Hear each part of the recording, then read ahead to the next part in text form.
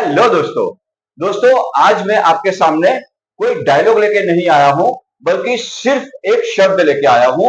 वो शब्द क्या है कि विथ। ओके, ये है हमारा प्रीपोजिशन।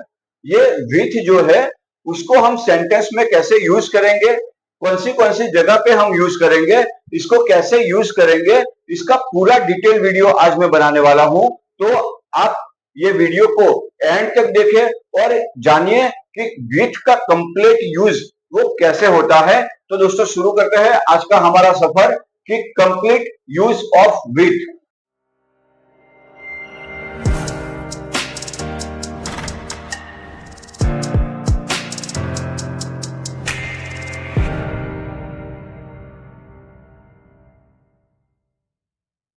तो ये विथ के यूज क्या है वो मैं आपको फर्स्ट बता दूं कि पहला यूज जो है वो है हमारा किसी व्यक्ति या किसी के साथ। वैसे जनरली जो विथ है ना उसका मीन्स होता है कि के साथ। विथ का मीनिंग होता है के साथ, पर हमें पहला यूज क्या देखना है कि किसी व्यक्ति या किसी चीज के साथ। ओके, तो इसका मैं एक एग्जांपल लूंगा। वो एग्जांपल क्या है कि विथ का हम कैसे यूज करेंगे। ओके, तो I went to the party with my friends. Okay, तो क्या है कि किसी व्यक्ति के साथ, मतलब कि मैं मेरे दोस्तों के साथ पार्टी में गया था।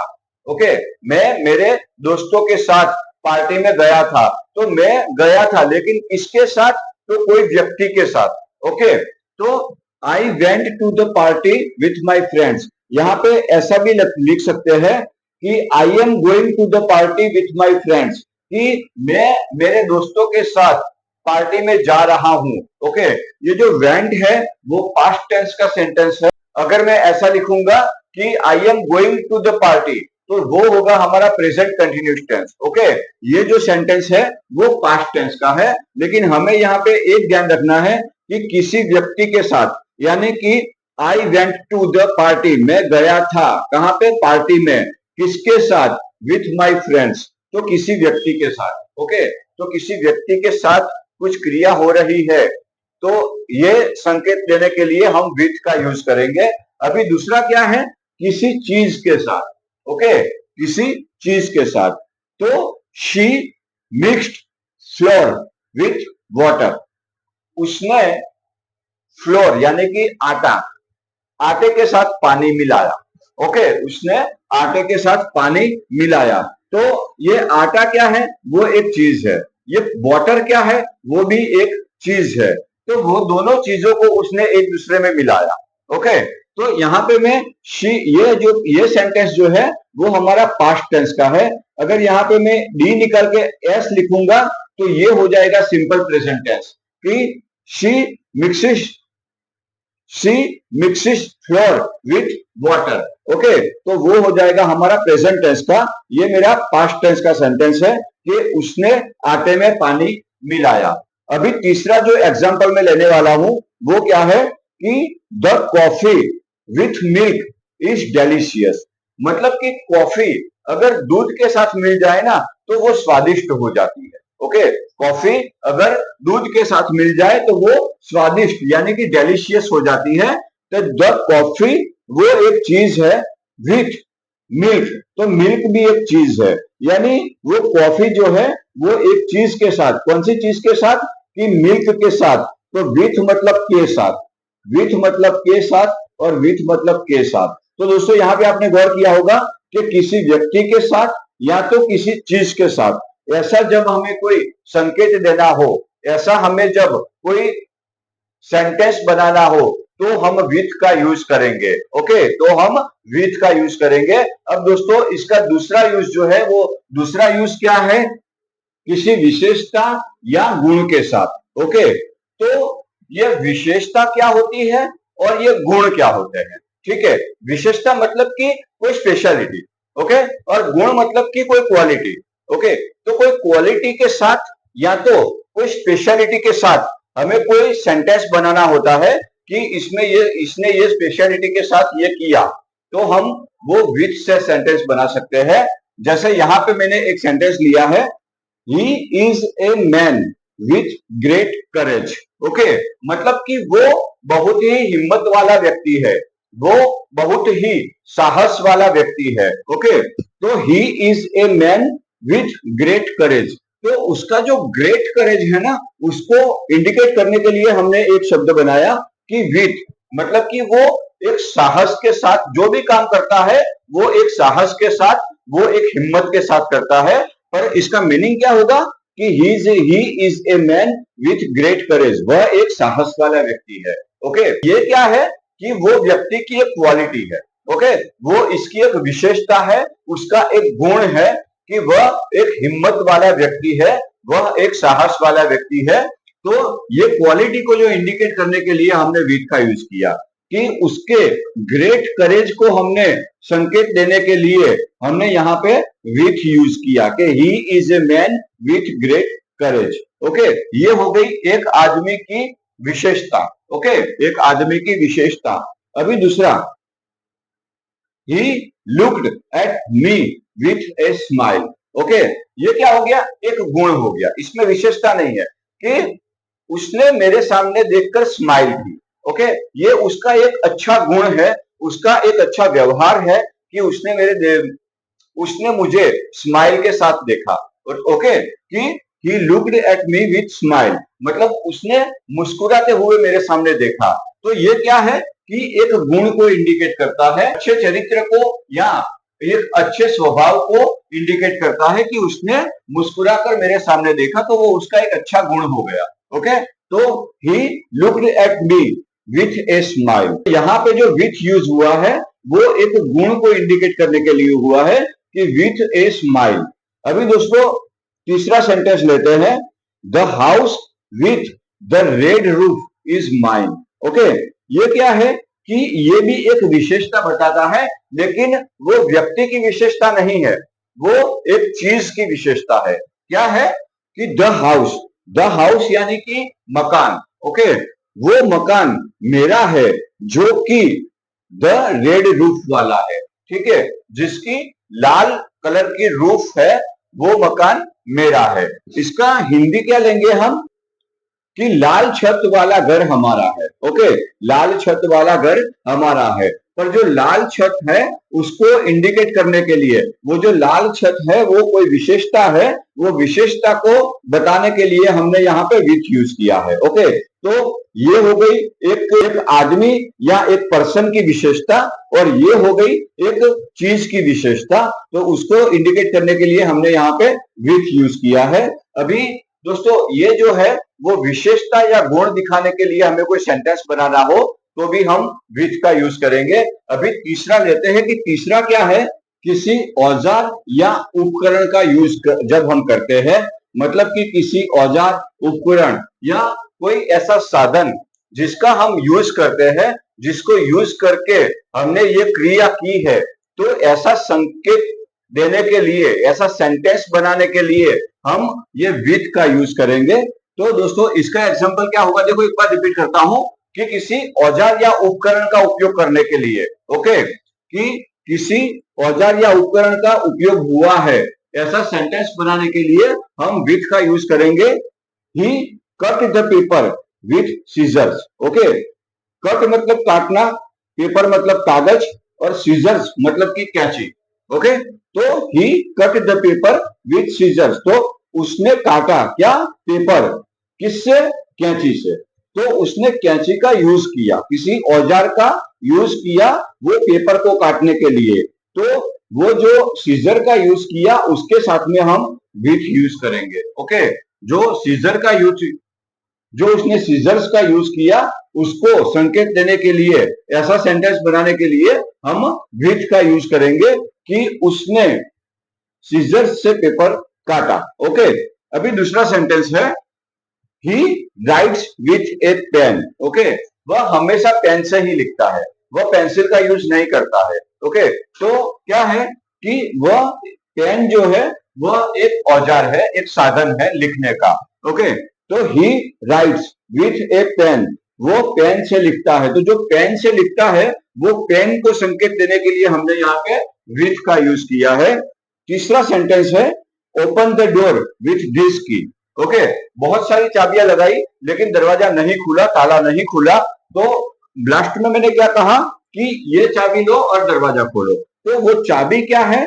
एक औजार है, एक उपकरण है या एक साधन है। ओके, तो open the door with this की, विथ दिस की। तो दिस की जो है, जो की है, वो हमारा उपकरण है कि ये चाबी से दरवाजा खोलो। यहाँ पे के साथ ऐसा यूज नहीं हुआ है, पर यहाँ पे से, कैंची से, चाबी से, ओके, पेन से। तो यहाँ पे ऐसे कोई जब सेंटेंस बनाने होते हैं हमें, तो हम विथ का यूज करके सेंटेंस बना सकते हैं। अभी दोस्तों इसका हम यूज लेंगे चौथा यूज, कि चौथा यूज क्या होता है। जब हमें कोई रीजन या कॉज, मतलब कि कोई वजह बतानी हो, ओके, कोई रीजन बताना हो, तो जनरली क्या होता है रीजन में कि वाई से प्रश्न पूछे जाते हैं, WHY।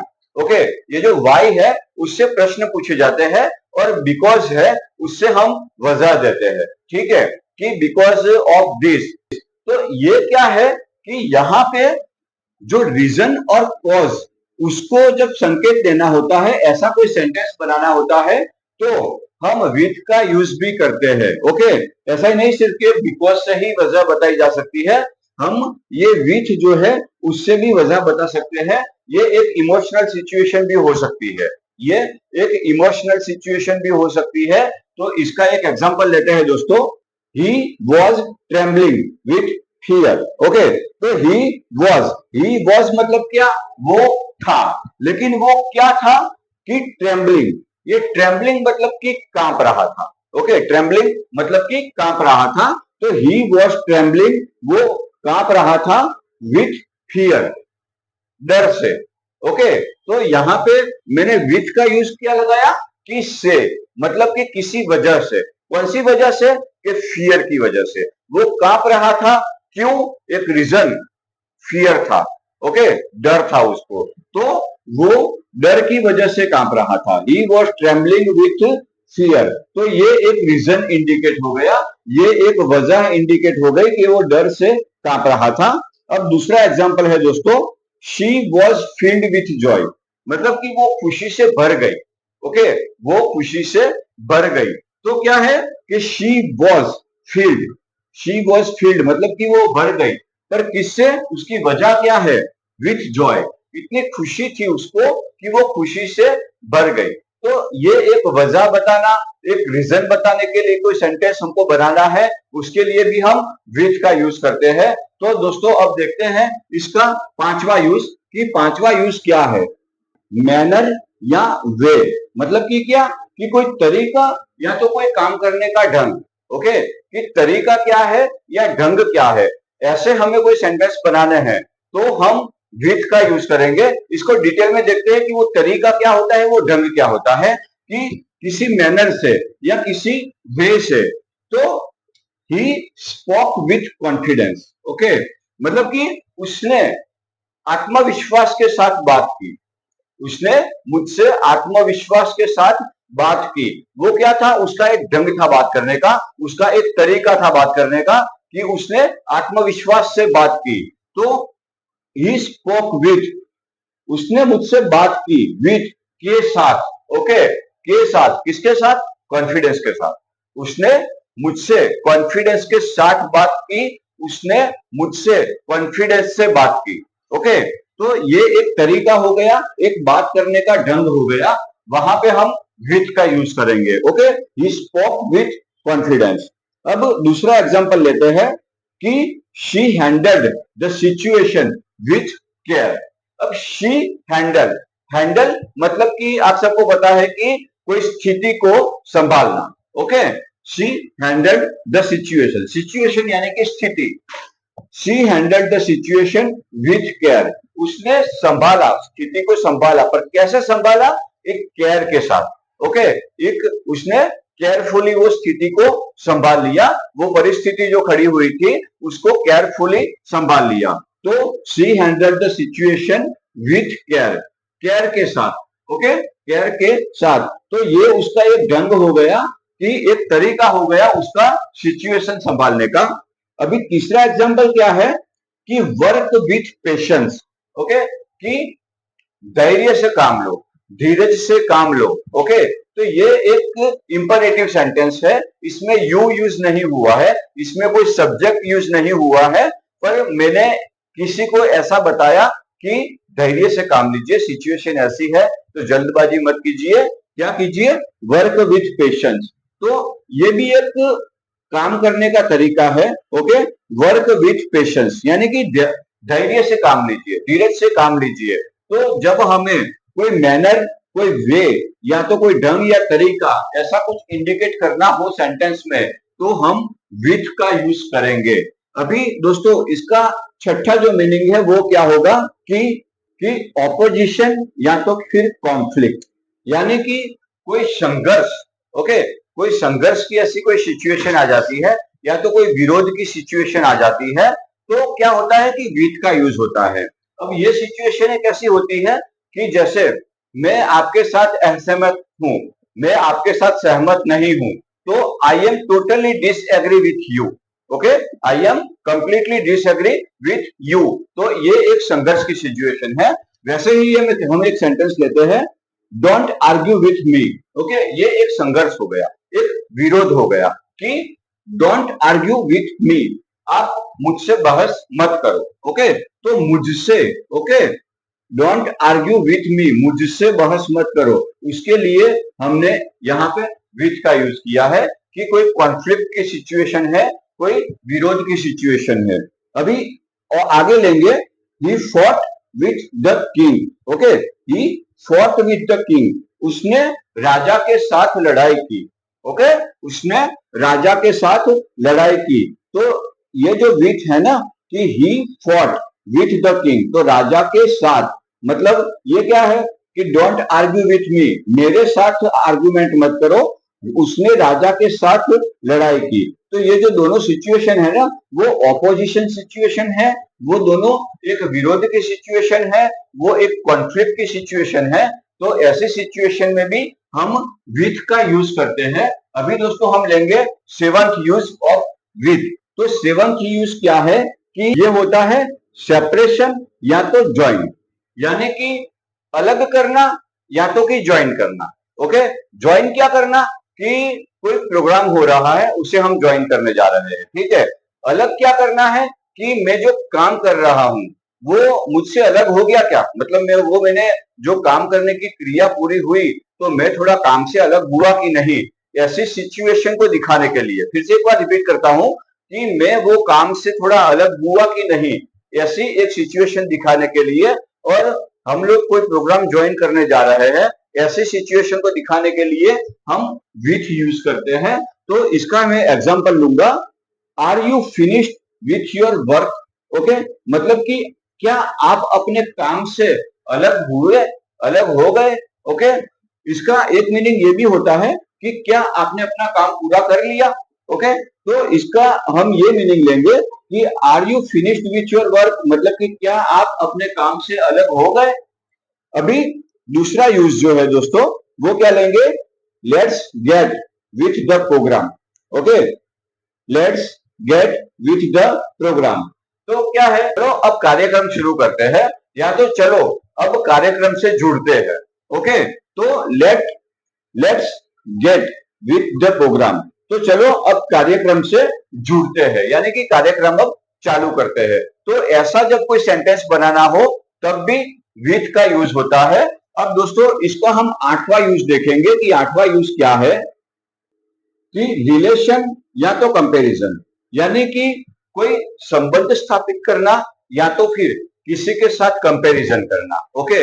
अब ये एग्जांपल क्या होते हैं, तो दोस्तों इसको हम डिटेल में समझते हैं कि रिलेशन स्थापित करना मतलब क्या, कि रिलेशन मतलब कि he is very happy with his new job, तो उसके न्यू जॉब के साथ उसका एक रिलेशन बंधा हुआ है, ठीक है। तो वो अपनी नई जॉब के साथ बहुत ही खुश है, ओके, वो अपनी नई जॉब के साथ बहुत ही खुश है, वो अपनी नई नौकरी से बहुत ही खुश है। ऐसे सेंटेंस बनाने के लिए हम विथ का यूज करेंगे कि he is very happy with his new job, okay. तो हिज न्यू जॉब है, उसके साथ में हमने विथ लगाया। ओके, अभी आगे कि कंपैरिजन करते हैं। ये तो एक रिलेशन हो गया कि उसको उसका एक नई नौकरी के साथ रिलेशन हुआ और वो बहुत खुश है। अभी दूसरा एक कंपैरिजन लेते हैं कि कंपैरिजन क्या होता है। तो मैंने कंपेयर से ही एक सेंटेंस बनाया है, compare this one with that one, मतलब कि इसकी तुलना तुम उससे करो। ओके, कंपैरिजन होता है कि इसका नेगेटिव भी बना सकते हैं कि don't compare Ramesh with Mahesh. Okay, कि रमेश की तुलना तुम महेश से नहीं कर सकते हैं। Okay, don't compare gold with iron, आप सोने की तुलना वो लोहे से नहीं कर सकते हैं। ओके, तो जब कंपेयर करना हो ना तब भी हम विथ का यूज करेंगे। ओके, कोई रिलेशन ऐसे जैसे कि ये नई जॉब के साथ रिलेशन बांधना है तब भी हम ये यूज करेंगे कि विथ का यूज होता है। तो दोस्तों अब देखते हैं कि इसका नाइन्थ यूज क्या होगा, इसका 9वां यूज क्या होगा। तो दोस्तों नाइन्थ यूज है रिजल्ट विथ कॉज, यानी कि जब कोई रिजल्ट इंडिकेट हो गया हो कि इस कारण से ऐसा हुआ था, इस कारण से ऐसा हुआ था, इस वजह से ऐसा हुआ था। आगे हमने जो वजह देखी ना वो सिर्फ हमने वजह बताई है, लेकिन यहाँ पे वो वजह किस कारण से हुई थी वो भी साथ में दिखाना हो तब आप विच यूज करते हैं। इसको मैंने अलग से क्यों लिया है कि मैं आपको अलग से उसके एग्जाम्पल दिखा सकूं। Her eyes were red with crime. Okay, उसकी आंखें लाल थी, क्या वो गुस्से से लाल थी? नहीं, क्यों? क्योंकि वो रोने की वजह से लाल थी। ओके, गुस्से से भी लाल हो सकती है, लेकिन ये क्या है कि यहाँ पे एक वजह बताई है, एक रिजल्ट बताया है कि हर आईज वेर रेड, उसकी आंखें लाल थी, किस वजह से? रोने की वजह से। ओके, रोने की वजह से उसकी आंखें जो है वो लाल थी। तो ये होता है result with cause. Okay, result with cause. The old building was covered with ivy. Okay, मतलब कि जो पुरानी इमारत थी वो ढकी हुई थी, किससे? आईवी से। तो आईवी से पूरी इमारत जो है वो ढकी हुई थी। तो ये क्या होता है कि रिजल्ट विथ कॉज, यानी कि इमारत है और वो आईवी से ढकी हुई है, वो दोनों सिचुएशन साथ में है। तो ऐसी सिचुएशन में हम विथ का यूज करते हैं। तो दोस्तों ये जो थे वो विथ के यूज थे कि हम विथ के यूज कैसे कैसे कर सकते हैं, कैसी कैसी कंडीशन में, कैसी कैसी सिचुएशन में यूज कर सकते हैं। अब क्या होता है कि विथ के कुछ स्पेसिफिक वर्ड्स भी होते हैं, वो मैं आपको बताता हूं कि क्या होते हैं। तो दोस्तों ऐसे हम शब्द देखते हैं कि वो शब्द क्या होते हैं, वो विथ से उसके मीनिंग क्या होते हैं। तो पहला शब्द है हमारा डील विथ। डील विथ मतलब कि निपटना या तो सामना करना। ओके, कि आप ये चीज से कैसे डील करते हो, मतलब कि आप ये चीज है उसको कैसे निपटाते हो, उसका कैसे सामना करते हो।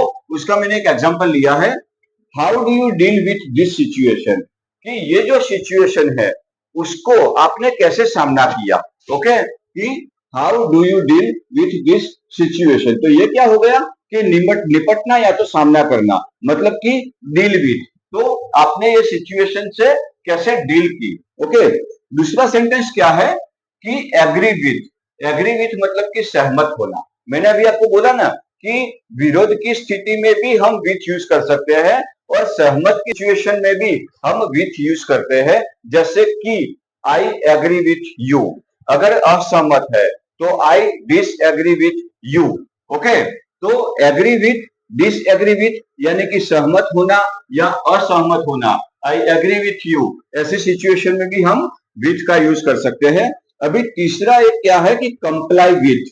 ओके, कंप्लाई विथ यानी कि पालन करना। उसका मैंने एक एग्जांपल लिया है, you must comply with the rules, यानी कि आपको रूल्स के साथ चलना चाहिए। ओके, आपको रूल्स का पालन करते हुए चलना चाहिए। तो ये क्या है कि कंप्लाई विथ यानी कि पालन करना, कि आपको रूल्स का पालन करते हुए चलना चाहिए। तो ऐसे दूसरे भी वर्ड्स है, जैसे बी विथ है। बी विथ मतलब कि के साथ होना। प्ले विथ मतलब कि इससे खेलना। तो वैसे भी आप प्ले, बी, इस इन सब का यूज करके आप विथ का यूज करके सेंटेंस बना सकते हो। तो दोस्तों ये जो विच है उसका आज मैंने कंप्लीट यूज आपको सिखाया है, इससे बाहर कुछ भी नहीं होता है। ऐसे ही मजेदार वीडियो देखने के लिए और आसानी से स्मार्ट तरीके से इंग्लिश सीखने के लिए हमारे चैनल से जुड़े रहे। मैं आपको हर एक वर्ड्स का डिटेल में वीडियो बना के आपको सिखाऊंगा कि विच क्या होता है, व्हाट क्या होता है, विच का फुल्ली यूज क्या होता है। मैं ऐसे बहुत सारे प्रीपोजिशंस लेके आऊंगा आपके सामने कि ऑन का कंप्लीट यूज क्या होता है, इन का कंप्लीट यूज क्या होता है, व्हाट का कंप्लीट यूज क्या होता है। तो दोस्तों ऐसे ही स्मार्ट तरीके से इंग्लिश जानने के लिए, इंग्लिश समझने के लिए हमारे चैनल से जुड़े रहिए। ये वीडियो को लाइक कीजिए और सब्सक्राइब कीजिए। मिलते हैं बहुत से वीडियोस के साथ, तब तक जय हिंद, जय भारत।